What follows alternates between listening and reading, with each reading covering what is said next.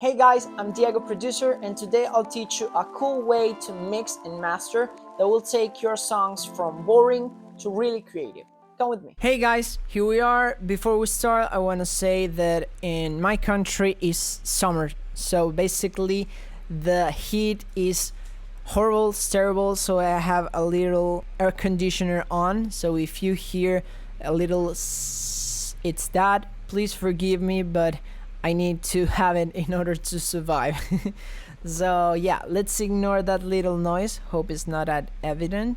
And let's start with the video. So basically, when I started mixing, usually I mix each single instrument, but I didn't check it all the way from the beginning to the end of the song unless it was something extremely obvious. And usually when I get to the end of the mix, I was already super tired of working on the song, and I didn't take the time to actually create cool automations, especially on vocals like reverb throws, delay throws, cool automations, because I was simply tired.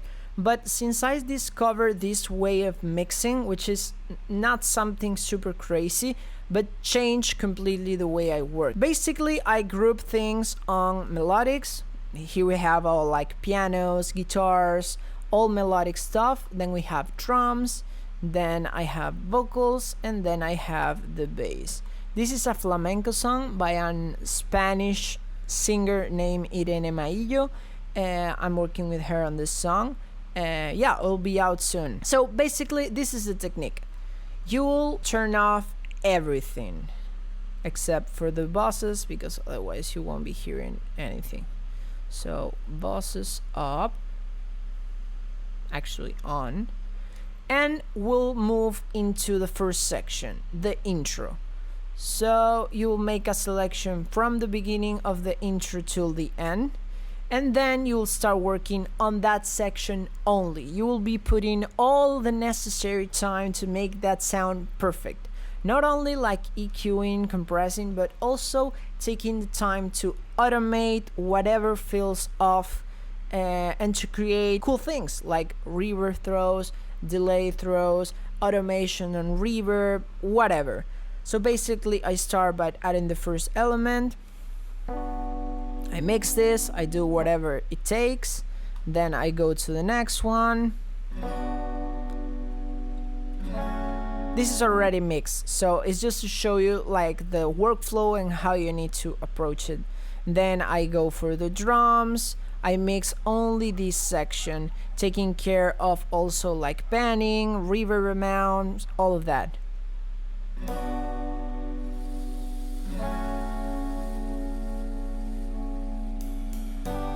The cool thing is that you will be building the song from zero to everything, so it will also help you to kind of like put everything into the right place, into the right frequency range, and you will find yourself having less trouble to place things into the mix. If you like the way that I teach and the way that I explain, I can teach you personally, or I could be your music producer or mixing and mastering engineer.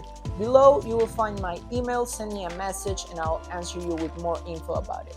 Let's continue with the video. Now let's get to the actual instrument that gets the most advantage of this, which are vocals basically.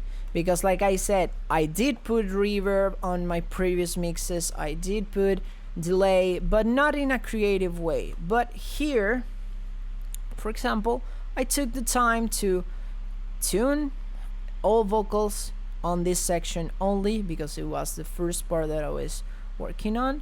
And then I create an automation here, for example, where the intro is about to end. I increased the amount of reverb, and I did that on all the tracks in that section, so it's more interesting.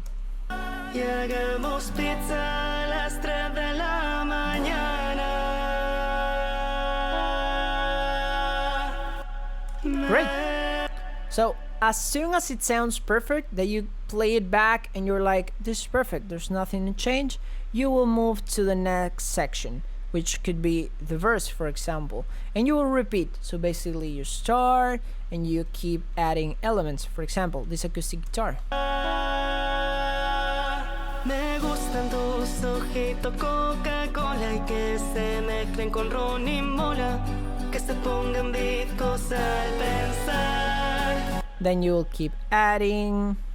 Of course, for example, maybe there will be an element that in the intro sounds great, but then when you get to the verse, it needs to be louder or needs to be quieter. And you will make the automation on this section only, because you will be deciding the next parts later. The important thing is to focus on this section and to make it sound as good as possible. And if you do, the previous part will be perfect, this part will be perfect, and that way you will keep moving on until you get to the end of the song. By the end of the song, you will have everything already checked, already perfect, already mixed creatively, so it'll be perfect.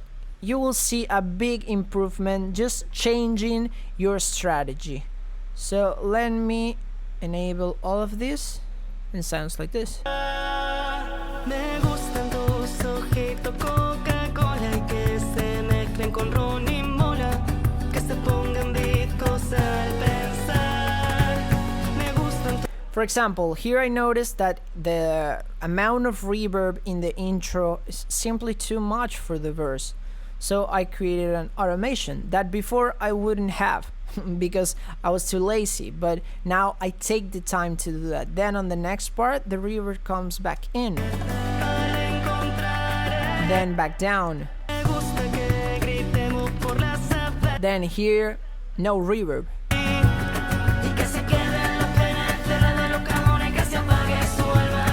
So basically try this way of mixing and let me know in the comments if it worked for you, if it improved your mixes, if you find easier to mix this way, because to me it was a game changer. If you liked the video, remember to give me a like, subscribe to the channel, activate the bell to receive all notifications, because I upload content about mixing and mastering, music production, and way more. Follow me on Instagram and TikTok if you haven't, and I'll see you next week with a new video. Bye guys!